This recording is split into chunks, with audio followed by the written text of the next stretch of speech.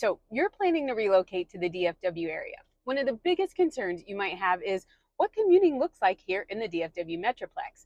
How bad is the traffic? Is public transportation a viable option?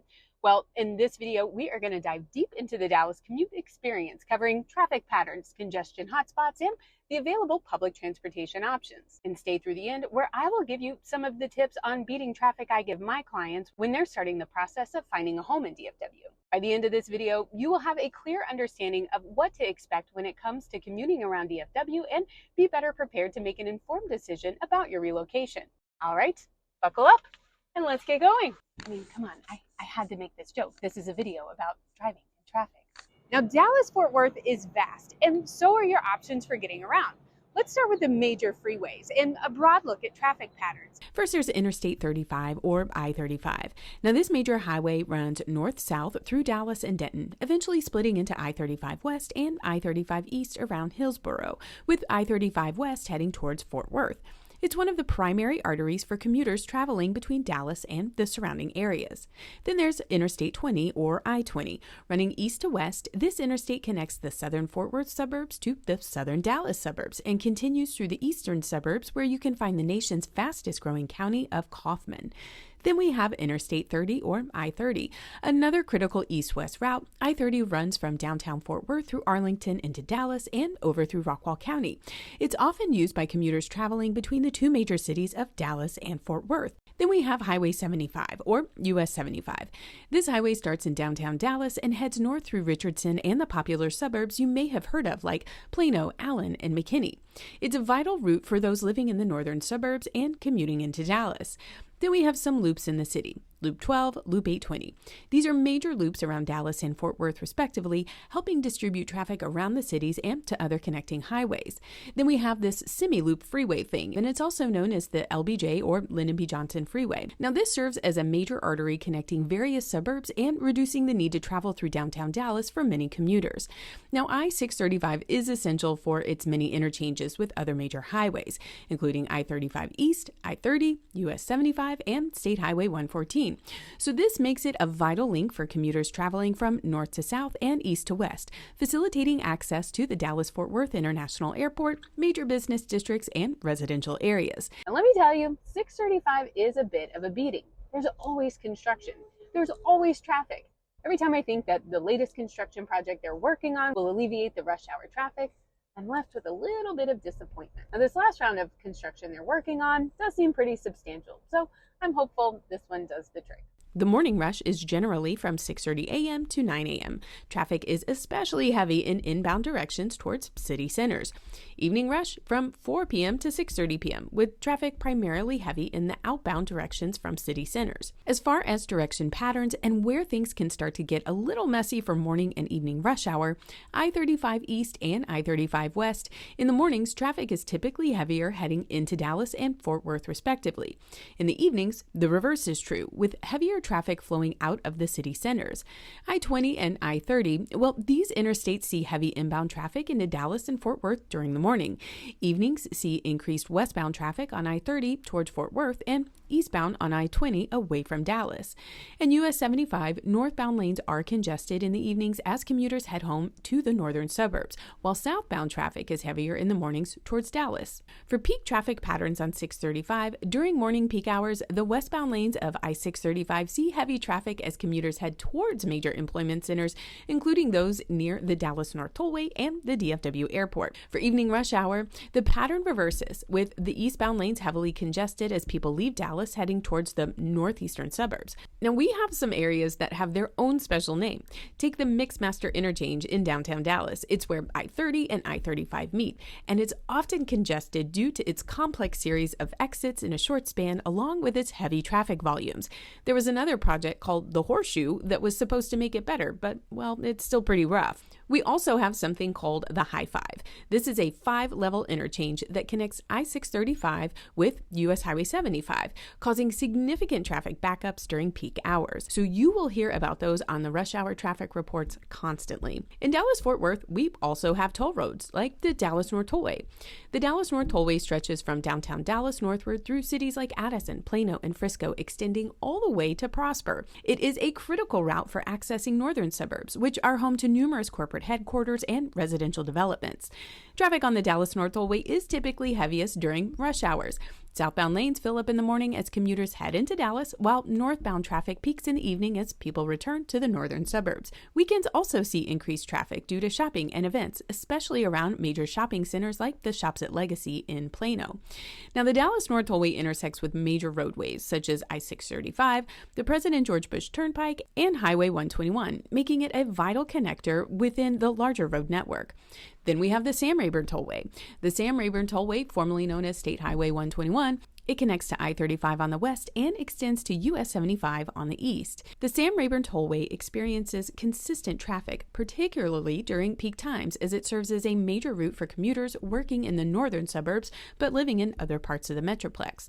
The tollway is also a popular route on weekends for those visiting retail and entertainment venues along its path. Now, this tollway is crucial for residents in McKinney, Allen, Frisco, and Plano, facilitating relatively quick access to Dallas and other employment hubs. And finally, we have the President George Bush Turnpike. This tollway encircles the northern part of the Dallas Metroplex, stretching from Grand Prairie in the west to Garland in the east and passing through Irving, Carrollton, Plano, and Richardson. Now, traffic on the Turnpike can be heavy during morning and evening commutes, especially near interchanges with other major highways like the Dallas North Tollway, I-35 East, and US 75. It serves not only daily commuters, but also provides a bypass option for those looking to avoid downtown Dallas traffic. The Turnpike is especially important for connecting various parts of the northern suburbs with each other and with the central parts of Dallas and Fort Worth. It offers an alternative route to the often congested non-toll highways. All these tollways use electronic toll collection systems, so it is important for new residents to obtain a toll tag for travel on these roads. Toll tag users benefit from lower toll rates compared to those billed by mail. So if the idea of all this traffic has you ready to hop on the public transportation system, well, let's talk about that. DART is the primary public transportation agency serving Dallas and 12 surrounding cities. It operates buses, light rail, and commuter trains. DART's light rail is one of the largest in the U.S., covering over 90 miles. It connects major areas like downtown Dallas, Plano, Carrollton, and Rowlett. Now, buses. With approximately 130 bus routes, DART buses cover extensive areas that are not accessible by rail. And the Trinity Railway Express, or the TRE, well, this is a commuter train that connects Dallas to Fort Worth. And it's useful for those working in one city and living in the other. And the system is designed to be user-friendly for daily commuters as well as occasional riders. Many transit centers and rail stations are equipped with park and ride facilities, making it convenient for those who live outside the immediate service area to use public transit. Now, using DART can be significantly cheaper than driving, especially when considering the cost of gas, parking, and vehicle maintenance in a major city. Now, for those working in congested areas like downtown Dallas, using DART can save considerable time that would otherwise be spent in traffic. Now, before you're sold on our public transportation system, there are some really important factors you will want to know. While DART serves many key areas, its coverage is limited, primarily to the city of Dallas and certain surrounding suburbs.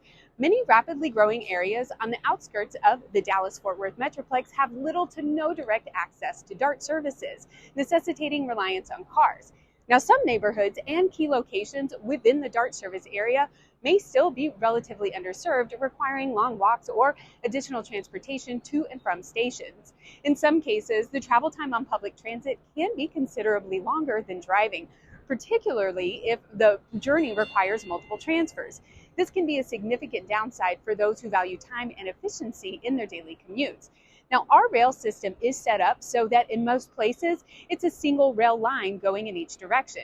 This means that trains have to stop at every single stop along the route. So you're stopping at almost every 3 or 4 minutes on your ride, and there's not another option you can take that would skip over multiple stops for a more efficient commute. Now, even if commuters use DART for the majority of their journey, they may still face challenges with last mile connectivity, getting from the station to their final destination, especially in less dense or suburban areas where destinations are spread out. Now, Dallas is traditionally a car-centric city. The convenience and cultural preference for driving can make public transit less attractive, especially without significant time or cost benefits. But as the city gets busier and more people relocate here, public transportation might be more convenient than driving and having to find a place to park.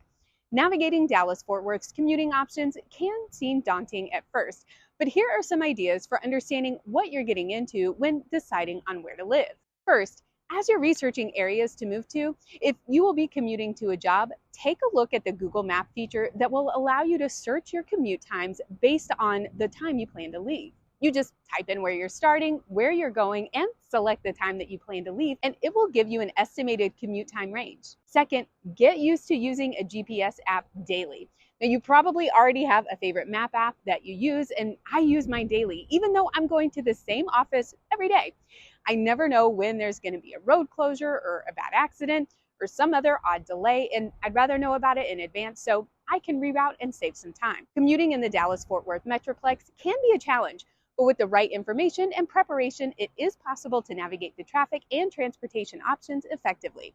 Remember, commuting is just one aspect of the relocation puzzle. It is essential to consider factors like housing costs, job opportunities, and quality of life when making your decision to move to the Dallas-Fort Worth area. If we have not met yet, I am Jennifer Shannon. I'm a realtor and broker associate with the Crested Group at Keller Williams, and our team loves helping people when they decide to relocate to the DFW area. We know that when you are starting the process of relocating to Dallas, you want all the data, all the details, and want to feel well informed about the process. You're on multiple sites, multiple apps, just soaking in all the information so you can feel confident that you are making a smart decision when deciding to move here. We get you, and we want to be your real estate resource of choice. And that's why we make videos like this, to make sure that you are getting all the answers to the questions you might have about relocating to Dallas. But if you are ready to hit that easy button on your relocation here, simply reach out by phone or text to 214-803-4444 or start with an email to me at jshannon@kw.com. I'll get back to you with a scheduling link for us to start with a Zoom call so we can learn more about what you're looking for in a home here in the Dallas area. And we'll also find out the specific questions you want answered about your relocation here. If you found this video helpful, be sure to give it a thumbs up and subscribe for more real estate tips and hit that notification bell to stay updated. Well, that is all I have for this video. Be sure to check out another one on this channel, and I'll see you in the next one. Bye.